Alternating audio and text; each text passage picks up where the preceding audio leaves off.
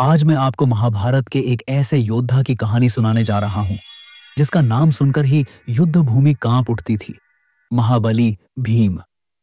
कहते हैं भीम में 10,000 हाथियों का बल था। पर क्या आपने कभी सोचा है ये अद्भुत शक्ति उन्हें मिली कैसे? बात उन दिनों की है जब पांडव और कौरव बालक थे, जहां एक ओर सब खेलकूद में मग्न थे, वहीं दुर्योधन भीम से ईर्ष्यालु, उसकी ताकत से भयभीत एक खौफनाक योजना बना रहा था। उसने भीम के खाने में विष मिला दिया और मासूम भीम ने वह विषाक्त भोजन खा लिया। कुछ ही देर में वे मूर्छित होकर धरती पर गिर पड़े। दुर्योधन ने मौका देखा और बेहोश भीम को गंगा में बहा दिया। उसे लगा अब उसका रास्ता साफ हो गया।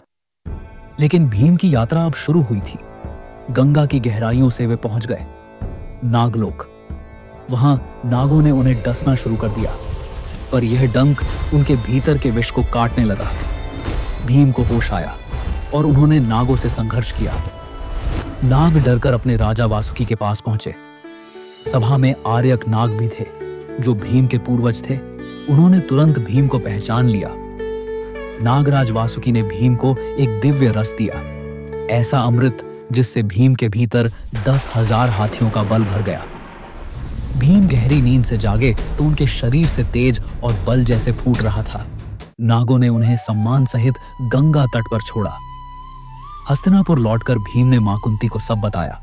पांडवों ने मिलकर यह रहस्य गुप्त रखा, क्योंकि वे जानते थे यह शक्ति अब केवल युद्ध के लिए नहीं, धर्म की रक्षा के लिए है।